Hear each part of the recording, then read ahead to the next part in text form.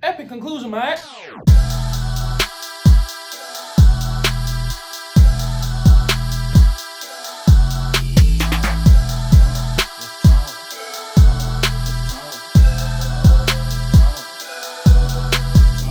Welcome back. I'm Nicholas Alexander. I didn't like the movie. This film is directed by Colin Trevorrow and stars Chris Pratt. Bryce Dallas, I don't give a oh my God. Look, even bad movies are a miracle. It takes so many different moving pieces and people, sometimes hundreds if not thousands of people, for us to get these productions. It takes blood, sweat, tears, putting in extra hours of blah, blah, blah. This movie is boring. Spoiler free. The synopsis reads, 4 years after the destruction of Isla Nublar, dinosaurs now live and hunt alongside humans all over the world. This fragile balance will reshape the future and determine once and for all whether human beings are to remain the apex predators to the planet they now share with history's most fearsome creatures. This movie is not about that at all. This film has three plots. I'm about to describe them very vaguely. Plot 1, Blue, the velociraptor, has a baby, and people want the baby because science. Plot 2, people want the clone girl from the last movie. Let me tell you something. I remember the first Jurassic World, but I, for whatever reason, do not remember Jurassic World Fallen Kingdom, I think. I completely checked out of that movie for some reason. So I did not remember that there is a clone from that movie. So when she appears, I'm like, who the f is this? But anyway, plot 3, Locust.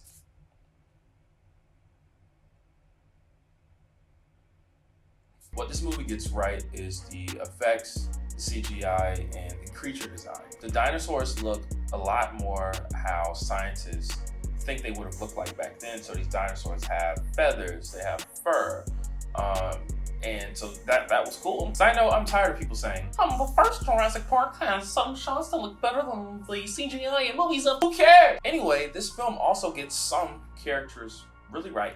From the trailers, you know that the old cast is back, but I enjoyed watching DeWanda Wise, who plays a pilot, and Mamadou Athie, who plays an employee of this biosyn company that is introduced into this film. They were great, but even their character choices, specifically DeWanda's, were random or just very convenient for the plot. In fact, this movie is full of convenience. Let's talk about the not so great. Everything. An issue would happen, and then boom, here's the solution. And also, this movie has 3 plots, but somehow the movie is not complex. It doesn't make sense. We were hoping since Jurassic World Fallen Kingdom to see how it would be like for us to live alongside dinosaurs in our everyday life.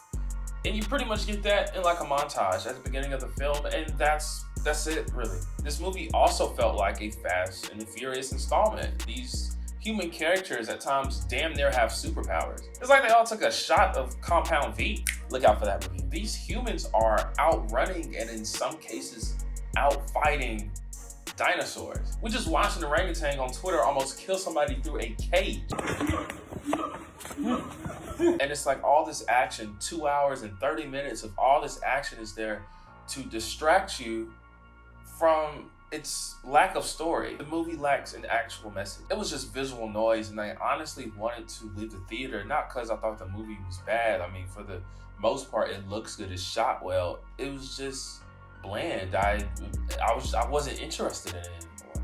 Usually I'm a fan of reboots or remakes or relaunches or continuations because I believe you can make something new and it doesn't affect or ruin the original series or IP that came before it. But with this, people have the right to ask, I mean, how can we stretch this out? How can we still make these films without it getting boring? Because it's in the original set of films, you had a park that broke out of it, you had an island that didn't go well, and in this set of films, you had a park, they broke out of it, they had an island, they got out of it, that didn't go well. It felt worn out. Can you imagine if the Jurassic World franchise played out like the Apes franchise did? That would have been incredible. Those ape films show you over the course of 3 movies what it would be like for humanity to lose its dominance, or at the very least have an animal compete at the same level as humans did.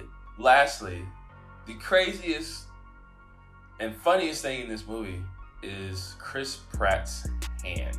In the first Jurassic World, it's explained that Chris Pratt can control these velociraptors like Blue because he spent time around them as they grew, and he showed them that he's their alpha. We are the brothers of... You already know we are the ice cold brothers of 858. That he's their alpha, but in this film, he's just putting up his hand to anything. Anything. He's putting his hand up, and the dinosaur, the creature, is stopping. And it's not just him, it's everybody is putting their hands up. It's like they all have the force in this movie. So many shots of people going like this, and it's like, I swear, this hand can stop anything but gas prices or racism at this point. I just don't know. This movie gets 4 nicks out of 10.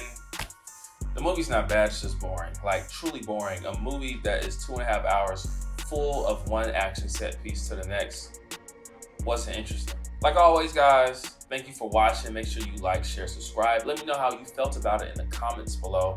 Look out for my new reviews coming out, and thanks so much for watching.